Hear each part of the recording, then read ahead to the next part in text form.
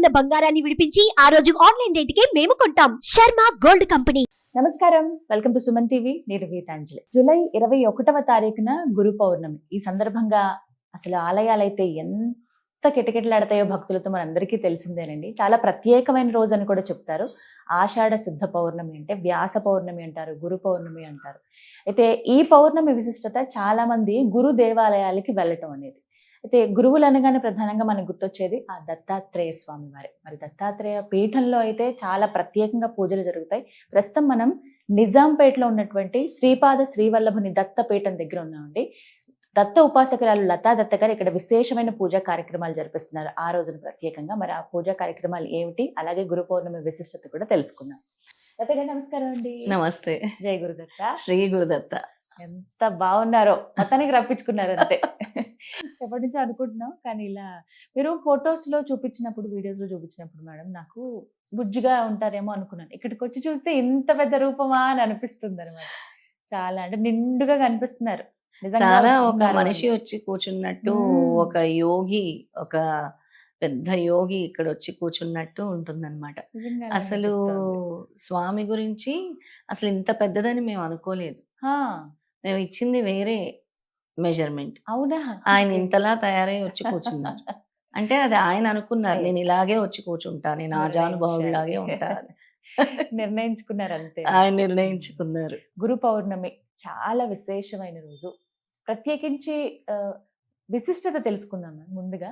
ఆ రోజున ఏంటి ప్రత్యేకత అనేది, ఆ తర్వాత ఇక్కడ జరిగేటువంటి కార్యక్రమాలు కూడా వివరించండి. తప్పకుండా గీతాంజలి. గురు పౌర్ణమి అని అంటే గురువుల్ని స్మరించుకునే రోజు. ఎవరైతే వాళ్ళ గురువులు ఉంటారో వాళ్ళందరినీ కూడా ఆ రోజు పూజించవలసిన రోజు, వెళ్ళి గురువుల్ని కలుసుకోవాల్సిన రోజు గురు పౌర్ణమి అంటే.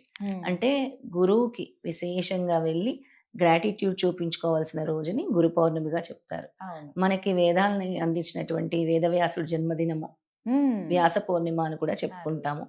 అలాగే అదే రోజు ఈశ్వరుడు భూలోకానికి వచ్చి ఆదియోగిగా మారి సప్తఋషులకి కూడా జ్ఞానాన్ని ప్రసాదించిన రోజుగా కూడా చెప్పబడుతున్నాయి మన పురాణాల్లో. అంత విశేషంగా చెప్తుందన్నమాట. గురు పరంపర అప్పటి నుంచి కూడా కొనసాగుతూనే ఉంది. తర్వాత ఆదిశంకరాచార్యుల వారు గురు పరంపరని మొదలు పెట్టారు. అలా ఇప్పుడు మనం చూస్తున్న పెద్ద పెద్ద పీఠాలు సైతము, శృంగేరి పీఠం, ఇవన్నీ కూడా గురు పరంపర అనుసంధానంగానే జరుగుతూ ఉన్నాయి. ఇక ఆ రోజు గురు క్షేత్రాలకు గాని, గురు దేవాలయాలకు గాని, ఇలా గురువులు ఎక్కడైతే ఉంటారో అక్కడికి వెళ్తూ ఉంటారు. ఇక శ్రీపాద శ్రీవల్లభుడు గురించి చెప్పాలి అని అంటే ఈయన దత్తాత్రేయ స్వామి వారి మొదటి అవతారము. చాలా మందికి ఇదే సందేహం అండి. దత్తాత్రేయ స్వామి అయిన శ్రీపాదుడు శ్రీవల్లభుడు అంటే ఎవరు, ఒక క్వశ్చన్ మార్క్ ఉండిపోయింది. అంటే ఎలా చెప్తారు ఆయనే అని చెప్పి రుజువేంటని ఇలా అడిగే వాళ్ళు ఉంటారు. వాళ్ళకి ఇచ్చే సమాధానం ఏంటి? ఇక్కడ ఉన్న స్వామి రూపం ఏంటండి అసలు? శ్రీపాద శ్రీవల్లభుడు దత్తాత్రేయ స్వామి వారి మొదటి అవతారము. మన ఆంధ్ర రాష్ట్రం పిఠాపురంలో జన్మించారు.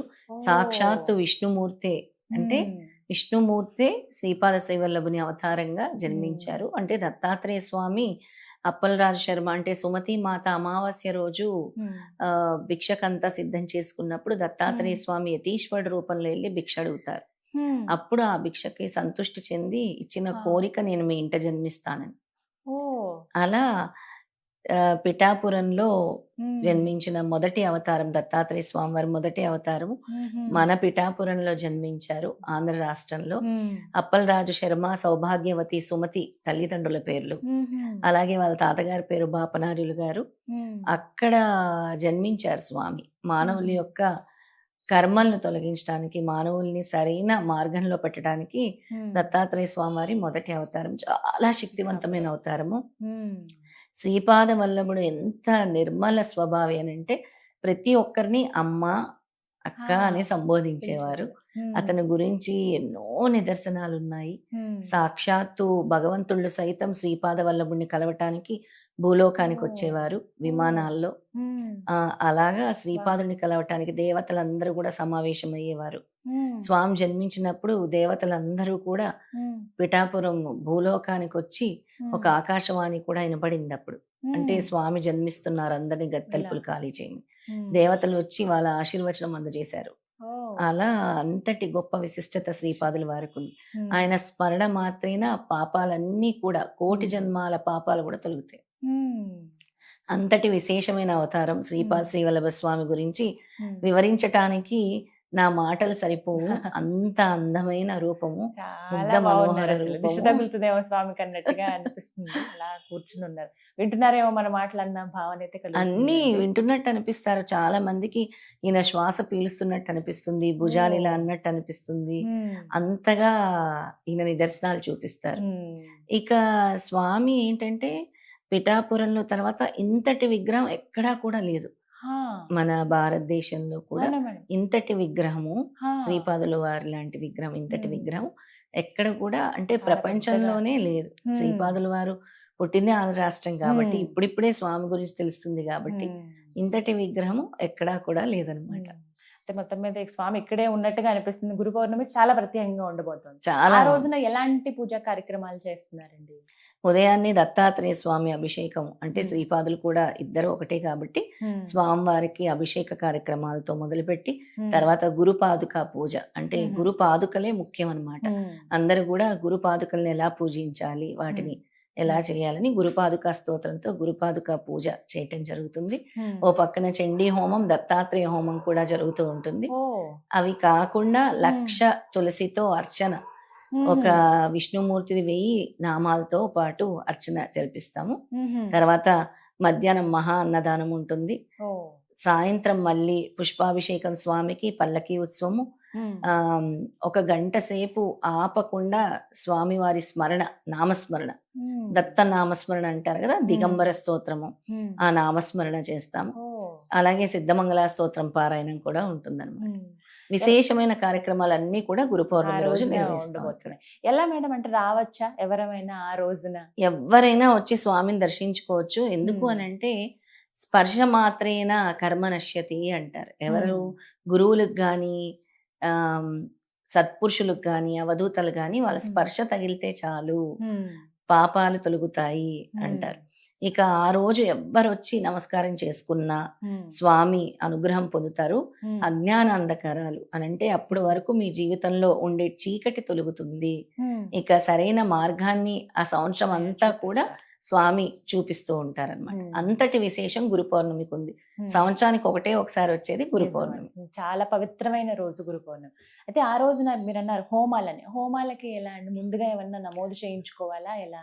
ముందుగానే నమోదు చేయించుకోవాలి. చండీ హోమము, దత్తాత్రేయ హోమం కూడా. ఎందుకంటే మరి చాలా మంది వచ్చినా కూడా మనం అకామిడేట్ చేయలేం కాబట్టి ముందుగా రిజిస్ట్రేషన్ చేసుకున్న వాళ్ళందరికీ కూడా అవకాశం ఇవ్వటం జరుగుతుంది. కాల్ చేస్తే సరిపోతుంది. మనకి స్క్రీన్ పైన ఉన్న నెంబర్ కి కాల్ చేసి రిజిస్టర్ చేసుకుంటే సరిపోతుంది. టైమింగ్ అవన్నీ ఎలా ఉంటాయి? ఉదయాన్నే హోమంలో కూర్చునే వాళ్ళు ఉదయాన్నే 9:30 వరకు ఇక్కడ ఉండాలి. తర్వాత హోమ కార్యక్రమాలు అన్ని కూడా మొదలవుతాయి. మధ్యాహ్నం అన్నదానం ఉంటుంది. తర్వాత వరకు పారాయణాలు, రాత్రి వరకు కార్యక్రమాలు జరుగుతూనే ఉంటాయి. ఉదయం నుంచి రాత్రి వరకు కూడా చక్కటి కార్యక్రమాలన్నీ కూడా జరుగుతూనే ఉంటాయి. హోమంలో కూర్చునే వాళ్ళు హోమంలో కూర్చుంటారు. సిద్ధమంగళ స్తోత్రం పారాయణం చేసేవాళ్ళు సిద్ధమంగళ స్తోత్రం పారాయణం చేస్తారు. అర్చన చేసే వాళ్ళు కొంతమంది అర్చన చేస్తూ ఉంటారు. అలా వివిధ రకాల కార్యక్రమాలన్నీ కూడా జరుగుతూ ఉంటాయి. చాలా ప్రత్యేకం అనిపిస్తుంది. ఆ రోజు కోసం ఎదురు చూడాలి. అందులో ఈసారి ఆదివారం వచ్చింది, సెలవు దినం కాబట్టి ఇంకా జనము గురు దర్శనం కోసము పరితపించే వాళ్ళు చాలా మంది ఉన్నారు. గురు పరంపరలో, గురు సాంప్రదాయంలో ఉండే వాళ్ళు కూడా చాలా మంది ఉన్నారు మన భారతదేశంలో. ఎన్నో కుటుంబాలు ఉన్నాయి. ఆ రోజున ప్రత్యేకంగా ఏమైనా దీక్షలాగా ఏమైనా తీసుకుంటారండి? లేకపోతే ఆ రోజున పారాయణం చదవటం ప్రారంభించడం కానీ గురు చరిత్ర పారాయణం గనక ఆ రోజు కూర్చొని మొదలు పెట్టినా ఆ రోజు ఎన్ని వీలైతే అంత, అంటే చాలా మంది ఆ రోజే పుస్తకం కంప్లీట్ చేయాలన్న సంకల్పం కూడా పెట్టుకుంటారు. అలా చేసుకున్నా కూడా విశేషమైన ఫలితం ఉంటుంది. మనం మిగతా అప్పుడు చేసిన దానికి, పౌర్ణమి రోజు చేసిన దానికి 1000 రెట్ల ఫలితం స్వామిస్తారు. ఒక మంత్రం కానీ, ఒక నామజపం కానీ, స్వామికి ఎటువంటి నామం మనం పలికినా కూడా 1000 రెట్ల ఫలితము పౌర్ణమి ఫలితం అంటారు దాన్ని. అందుకే అమ్మవారి లలిత సహస్రనామం కూడా ఆ రోజు పారాయణం చేస్తాం. అసలు ఒక్కసారి మనం లలిత సహస్రనామం పారాయణం చేస్తేనే ఒక చక్రం, శ్రీచక్రం మన చుట్టూ ఫామ్ అయినట్టు ఉంటుంది. 9 సార్లు చదివినప్పుడు ఆ ఓరా మనకు తెలుస్తుంది. చాలా. ఆ రోజున ఇవన్నీ కూడా ప్రారంభించవచ్చు ఇళ్లలో ఉండేవాళ్ళు. తప్పకుండా ఇళ్లలో ఉండే వాళ్ళందరూ ప్రారంభించుకోవచ్చు. మేము ఎక్కడికి రాలేము, ఇంట్లోనే ఉండి మేము ఏం చదువుకోవాలి అనుకున్న వాళ్ళకు కూడా నేను మంత్రం చెప్తాను ఇప్పుడు. ఆ మ్మ్. మంత్రం కూడా వాళ్ళు చక్కగా చేసుకోవచ్చు ఇంట్లో. తప్పకుండా స్వామిని ఆరాధన చేసుకోవచ్చు. మ్మ్. వాళ్ళ వాళ్ళ ఆ రోజు ఓం శ్రీ గురుదేవ దత్త అనే నామజపం చేసుకోవచ్చు. మ్మ్. ఓం ద్రాం దత్తాత్రేయాయ నమః చేసుకోవచ్చు. మ్మ్. దిగంబర దిగంబర శ్రీపాద వల్లభ దిగంబర దిగంబర దిగంబర అవధూత చింతన దిగంబర. మ్మ్. ఈ 3 నామాల్లో మ్మ్. ఏదైనా ఒకటి పట్టుకొని 108 సార్లు లేదా రోజంతా కూడా చేసుకున్నా కూడా స్వామి విశేషమైన ఫలితం ఇస్తారు. మ్మ్. దాంతో పాటు స్వామివారికి 9 దీపాలు మ్మ్. వెలిగించుకుంటే మంచిది. మ్మ్. కొద్దిగా బియ్యం పిండి గోధుమ పిండి కలుపుకొని మ్మ్. దీపంలా చేసుకొని పిండి దీపాలు. పిండి దీపాల్లా చేసుకొని అందులో ఆవినేతో దీపాలు పెట్టుకుంటే స్వామివారికి పళ్ళెంలో పెట్టి మ్మ్. 9 దీపాలు వెలిగించుకుంటే మ్మ్. వాళ్ళ జీవితంలో కూడా అజ్ఞాన అంధకారాలు తొలగి స్వామి ఈ యొక్క వెలుగుని ప్రసాదిస్తారు. మ్మ్. అలా దీపాలు. తర్వాత వచ్చేసి పసుపు రంగు నైవేద్యం ఏదైనా పులిహోర గాని ఓ, అలాగే పసుపు రంగులో పెట్టి. కేసరి గాని. మ్మ్. ఎక్కువ ఎల్లో అంటే ఇష్టం. ఇష్టం. ఇక ఆ రోజు ఎవరైనా సమస్యలు ఉండేవారు మ్మ్. మన శనగలు ఉంటాయి, ఎల్లో కలర్ శనగలు, కాబూలీ శనగలు అంటాం కదా, అవును. ఆ శనగలు నానవేసుకొని 108 శనగలు కూడా మాలలా గుచ్చి మ్మ్. స్వామివారికి సమర్పించవచ్చు. ఓ. లేదా వాళ్ళ ఇంట్లో దత్తాత్రేయుడు ఫోటో ఉన్నా కూడా మ్మ్. వేసుకున్నా కూడా మ్మ్. వాళ్ళ సమస్య ఏదో చెప్పుకొని స్వామి తప్పకుండా ఆ సమస్యని పరిష్కార దిశగా తీసుకెళ్తారు. మ్మ్. తర్వాత రోజు తర్వాత తీసేసి గోవుకి తినిపించాలి. అది ఎక్కడైనా గోవు ఉంటుంది కదా, అవునవును. గోవుకి తీసుకెళ్లి తినిపించాలి. చక్కటి పరిహారం అందరూ చేసుకునే అందరూ చేసుకునే పరిహారం ఇది. ప్రతి ఒక్కరు కూడా చేసుకోవచ్చు. గురు పౌర్ణమి చాలా విశేషంగా ఉండబోతోంది. అయితే ఇక్కడ ప్రత్యేకించి పీఠంలో అవును. ఎవరైనా రావాలనుకున్నా కూడా రావచ్చు. అయితే ఆ రోజు ఎవరైనా ఇంచెత్తు దాన ధర్మం చేసినా కూడా మ్మ్. చాలా విశేషమైన ఫలితం ఉంటుంది. ఎటువంటి విధానం చేయొచ్చు అంటారు? ఇప్పుడు చాలా గుడిలో దేవాలయాల్లో అన్నదానాలు అవుతాయి. అలాగే ఇలాంటి పీఠాల్లో కూడా అన్నదానాలు అవుతూ ఉంటాయి.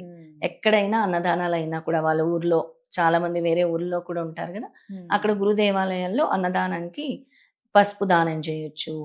అలాగే వాళ్ళు ఏదో ఒకటి వస్తువు పూజకి సంబంధించి అన్నదానానికి సంబంధించి కందిపప్పు దానం చేయొచ్చు, పెసరపప్పు దానం చేయొచ్చు, చింతపండు దానం చేయొచ్చు, ఎండుమిరపకాయలు దానం చేయొచ్చు, నూనె, నెయ్యి, పంచదార, బెల్లము వస్తు రూపంలో ఏదైనా కూడా దానం చేయొచ్చు. అలా కుదరదన్న వాళ్ళు ఎంతో కొంత అన్నదానానికి కూడా వాళ్ళు సమర్పించుకోవచ్చు. అంటే మన శక్తి కొలది, శక్తానుసారే ఏదైనా ఒకటి చిన్నది తీసుకెళ్ళి ఇచ్చినా కూడా ఎంతో సంతృష్టి చెందుతారు స్వామి. చిన్న దానమైనా ఎంతో ఫలితం ఉంటుంది. మనస్ఫూర్తిగా మనం ఇస్తే అదే చాలు. అదే చాలు. కానీ చాలా ప్రత్యేకంగా ఉండబోతోంది ఈసారి అయితే గురు పౌర్ణమి. చాలా చాలా ప్రత్యేకంగా ఉండబోతోంది. చాలా సంతోషం అండి, చాలా చక్కగా వివరించారు. నమస్కారం. నమస్తే. జై గురుదత్త. జై గురుదత్త. సో విన్నారు కదా, నిజాంపేటలో ఉన్నటువంటి శ్రీపాద శ్రీవల్లభుని దత్తపీఠం దగ్గర ప్రత్యేకమైన పూజలు జరగబోతున్నాయండి. అలాగే చండీ హోమం, దత్తాత్రేయ హోమం కూడా చేస్తూ ఉన్నారు. మేము కూడా హోమం నిర్వహించాలనుకుంటున్నాం, మేము అందులో పాల్పంచుకోవాలనుకుంటున్నాం మా కుటుంబ సభ్యులతో పాటు. ఎవరి పేరు మీదైనా మేము చేయించాలనుకుంటున్నాం అంటే కనుక మీకు స్క్రీన్ మీద నెంబర్స్ ఇస్తానండి, కాల్ చేయండి. కాల్ చేసి మీ నామగోత్రాలు ముందుగా నమోదు చేసుకుంటే వీలవుతుంది, ముందుగా తెలుస్తుంది ఎవరెవరు వస్తారు ఇలా హోమానికని. అలాగే మధ్యాహ్నం అన్నదానం ఉంటుంది, దాంతోపాటుగా రోజంతా కూడా పారాయణం ఉంటుంది. పీఠంలో మీరు గడపొచ్చు ఆ రోజున. ప్రత్యేకమైన రోజు ఆదివారం కూడా వచ్చింది కాబట్టి మీ అమూల్యమైన సమయాన్ని స్వామివారి సన్నిధిలో గడిపితే ఇంకాస్త ప్రశాంతంగా ఉండొచ్చు. ఇది వాళ్ళ వీడియో. మరిన్ని వివరాల కోసం స్క్రీన్ మీద కనబడుతున్న నెంబర్స్కు కాల్ చేయండి. నమస్కారం.